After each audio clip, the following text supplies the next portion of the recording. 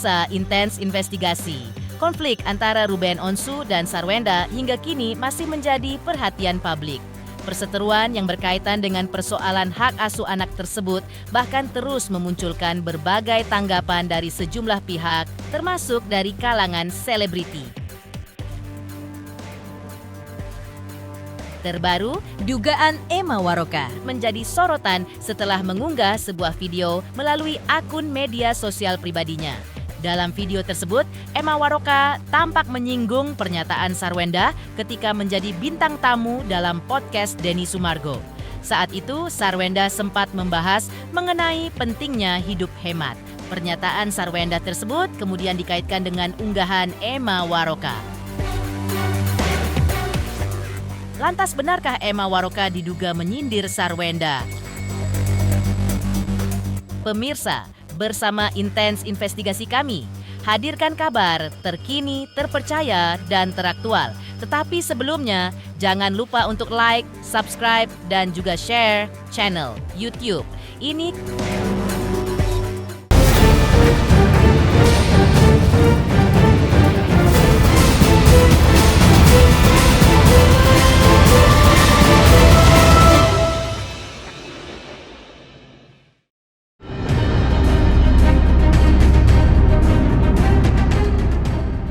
Konflik Ruben Onsu dan Sarwenda memicu banyak reaksi dari berbagai kalangan, salah satunya selebriti Emma Waroka. Baru-baru ini, dugaan Emma Waroka mengunggah sebuah video di media sosial pribadinya yang kemudian ramai diperbincangkan oleh warganet. Dalam video tersebut, Emma Waroka menampilkan potongan momen ketika Sarwenda sedang berbincang dalam podcast bersama Denny Sumargo. Salah satu pembahasan yang menjadi sorotan adalah ketika Sarwenda menyinggung soal hidup hemat. Mendengar pernyataan tersebut, aktris berusia 51 tahun itu pun memberikan tanggapan yang diduga ditujukan kepada Sarwenda. Emma Waroka mempertanyakan bagaimana seseorang bisa menerapkan hidup hemat jika sejumlah fasilitas yang digunakan justru memiliki nilai fantastis. Emma bahkan menyinggung soal kompor yang disebut-sebut memiliki harga mencapai 1 miliar. Tak hanya itu, ia juga menyoroti desain rumah dengan berbagai fasilitas mewah, termasuk tangga yang dilengkapi lampu dan dapat menyala satu persatu. Selain itu, untuk bayar listrik pun mencapai 50 juta per bulannya. Maka seperti ini ungkapan Emma Waroka.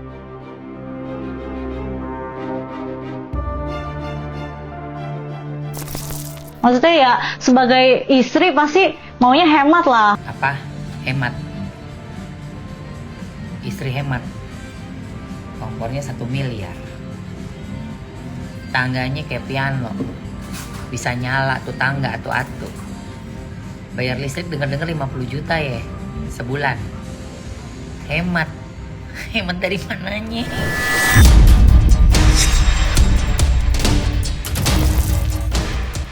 Selain menyinggung soal gaya hidup hemat, Emma Waroka juga diduga menyoroti persoalan nafkah yang masih berkaitan dengan kehidupan Sarwenda setelah resmi bercerai dari Ruben Onsu. Dalam pernyataannya, Emma Waroka seolah menduga jika Sarwenda masih mengharapkan nafkah dari mantan suaminya, meski keduanya sudah tidak lagi berstatus sebagai pasangan suami istri.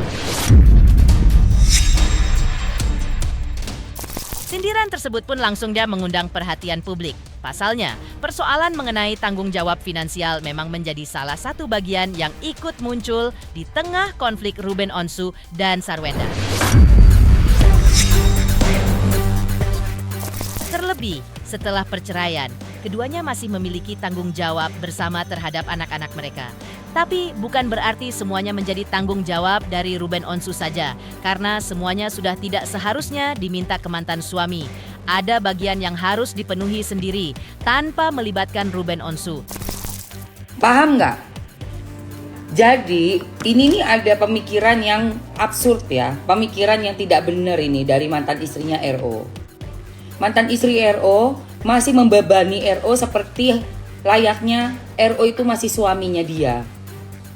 Padahal sudah ada akta 39, akta yang terbaru setelah bercerai. Pasangan itu setelah bercerai putus semuanya sayang. Itu satu juga ya, nggak boleh. Udah cerai masih pengen, nggak bisa. Kedua, lu nggak bisa minta duit, minta jajan lagi sama mantan tuh kagak bisa. Udah bukan hak kita itu, udah bukan kewajiban dia. Jadi kalau masih lu minta semua apa yang ada di rumah lu, semua kebutuhannya ke mantan suami, lu salah itu. Lu salah itu. Buat diri lu minta sama diri lo sendiri, ya dan sama pacar baru. Kan ada pacar barunya lu itu. Lu minta lah sama pacar baru lu. Kan dia yang di situ, yang di rumah, yang dateng setiap hari, ada di rumah itu. Makan di situ, gue lihat dikupasin buah, gue lihat. Dijamu, makanannya disiapin, disuapin, gue lihat. Ada lu suapin bubur apa itu lo? Bubur apa itu ya? Lu apa sarang burung ya? Lu kasih makan apa tuh? Laki lu yang baru, lu kasih makan apa? Iya kan? Nah kan kalau lu kasih makan dia di situ berarti piring kotor, nasi beras semua kan dia yang makan. Dia dikupasin buah dibuang ke tong sampah kan berarti dia yang make. Buah-buahan dia dipotongin, dikupasin, dikasih makan, disuapin kan berarti dia yang make. Nah kalau kayak begitu mah berarti apa? Ya dia yang harus bayar dong. Jangan orang yang make di rumah elu, tapi tagihannya di rumah orang.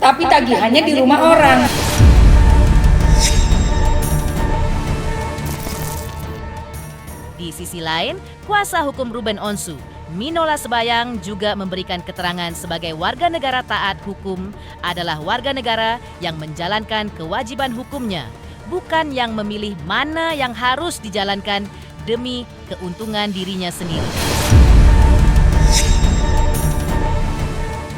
Apabila ada seseorang yang menambahkan syarat tertentu dan tidak disepakati, itu merupakan sebuah pelanggaran hukum.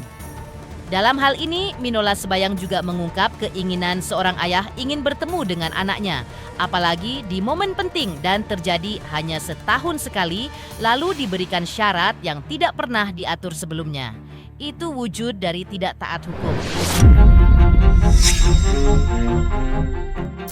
Karena itu, Minola Sebayang pun menghimbau agar kita tidak menerapkan hukum secara sepihak dan juga tidak mentaati hukum hanya untuk menguntungkan diri kita sendiri.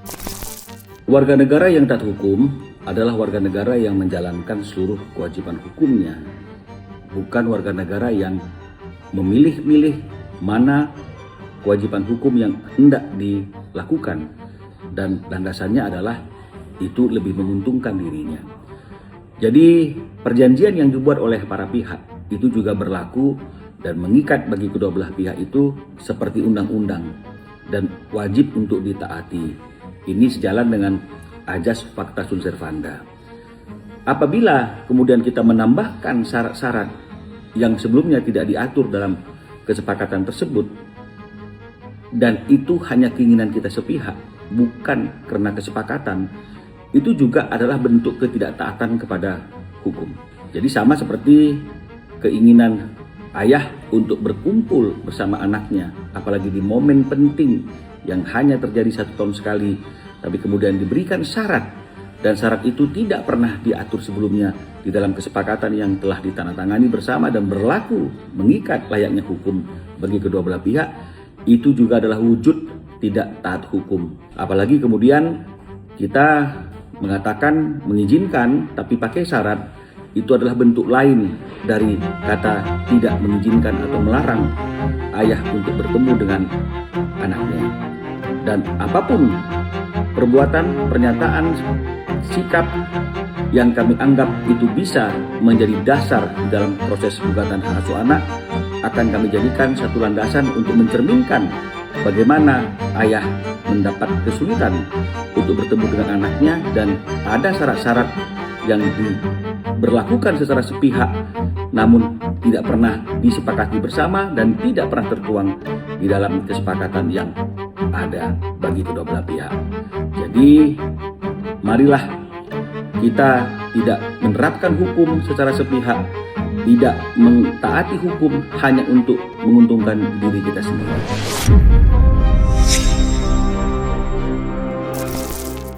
Persoalan yang berkaitan dengan hak asuh anak kini semakin melebar hingga menyentuh persoalan nafkah dan penggunaan uang yang disebut-sebut diberikan untuk memenuhi kebutuhan anak-anak.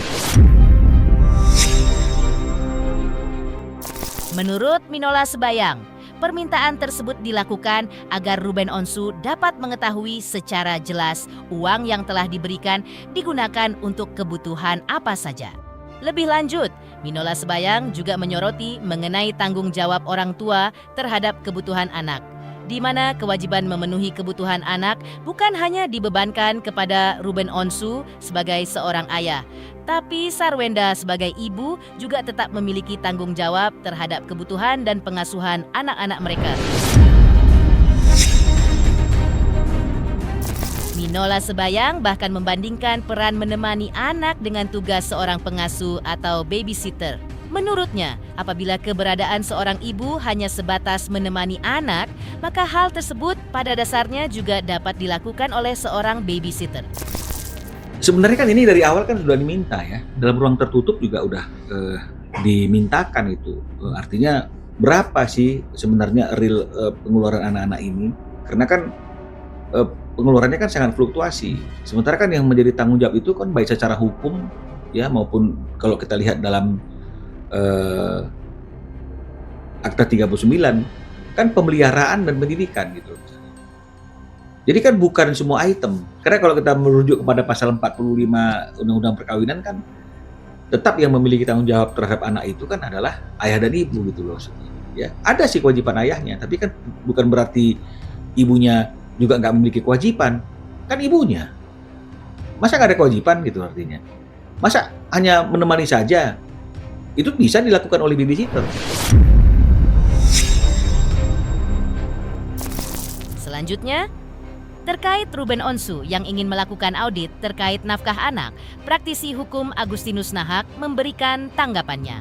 Lantas, benarkah ia setuju dengan tindakan Ruben Onsu yang akan mengajukan audit terkait nafkah anak tersebut? Dan apa yang menjadi alasannya?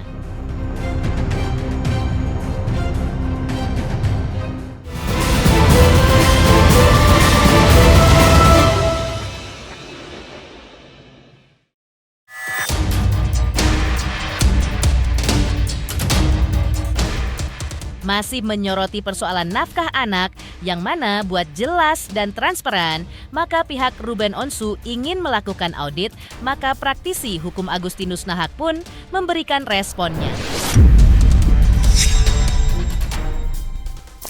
Ia mengaku setuju apabila pihak Ruben Onsu mengajukan audit terhadap nafkah yang selama ini diberikan untuk kebutuhan anak-anak. Menurut Agustinus Nahak, audit penting dilakukan agar penggunaan uang tersebut dapat diketahui secara jelas. Agustinus Nahak menyebut berdasarkan informasi yang diterimanya, Ruben Onsu sebelumnya memberikan nafkah dalam jumlah besar, bahkan disebut mencapai sekitar 200 juta setiap bulan. Karena itu, menurutnya besarnya dana tersebut perlu diimbangi dengan laporan penggunaan yang jelas. Ia khawatir tanpa adanya audit muncul dugaan bahwa dana yang diberikan untuk kebutuhan anak justru dinikmati oleh pihak lain yang tidak berkepentingan. Yang ketiga soal harta, benda juga sudah disepakati. Untuk pembagian hartanya tentunya harus secara adil. Karena kalau bicara tentang harta itu ada dua hal. Yang pertama ada harta bawaan dan ada harta gonogini. Harta bawaan itu harta yang dibawa sebelum perkawinan. Harta gonogini harta yang sejak ya perkawinan itu terjadi, lalu dia membeli aset, rumah dan lain sebagainya. Makanya dengan adanya gugatan ini, menurut saya biaya yang selama ini diberikan Ruben itu kan cukup besar bulanan. Karena biaya itu hanya untuk anak. Ingat, biaya bukan untuk mantan. Mantan itu tidak ada urusan lagi dengan biaya daripada si mantan suami untuk biaya anaknya. Jadi kalau saya dari awal saya bilang sama teman-teman semua, memang sebaiknya supaya adil harus dilakukan memang audit. Kenapa? Supaya ketahuan transparansinya ada. Berapa sih sebulan anak-anak Ruben itu menghabiskan biaya?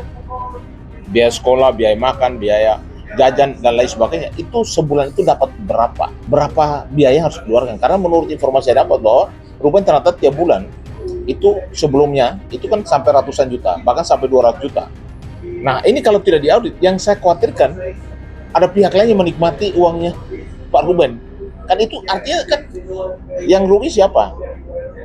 Artinya Ruben memberikan nafkah kepada anak yang kita duga atau yang kita takutkan jangan sampai uang tersebut dinikmati oleh mantan atau diduga dinikmati oleh orang lain atau pihak yang tidak bertanggung jawab. Kenapa saya sarankan untuk lakukan audit? Dan kalau menurut saya itu benar. Praktisi hukum Agustinus Nahak juga mengatakan jika audit sudah dilakukan akan membuat puas kepada pihak yang meminta untuk audit, dalam hal ini adalah pihak Ruben Onsu. Dengan adanya pemeriksaan secara terbuka dan berdasarkan data, Agustinus Nahak berharap tidak ada lagi persoalan mengenai dugaan penggunaan dana yang tidak jelas. Sebab seluruh pemasukan dan pengeluaran nantinya dapat diketahui berdasarkan bukti yang ada. Bagi Agustinus Nahak, transparansi menjadi hal penting karena dana tersebut disebut diperuntukkan bagi kebutuhan anak, di mana apabila ada pihak yang mempertanyakan penggunaan uang tersebut, maka audit dapat menjadi salah satu cara untuk memberikan penjelasan secara objektif. Orang yang memberikan nafkah juga merasa puas.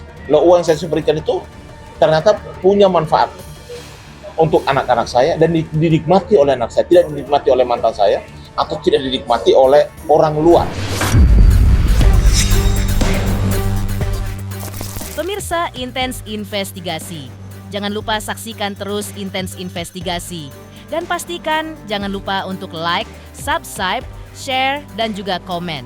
Tim redaksi Intens Investigasi juga mengucapkan banyak terima kasih kepada semua subscribers.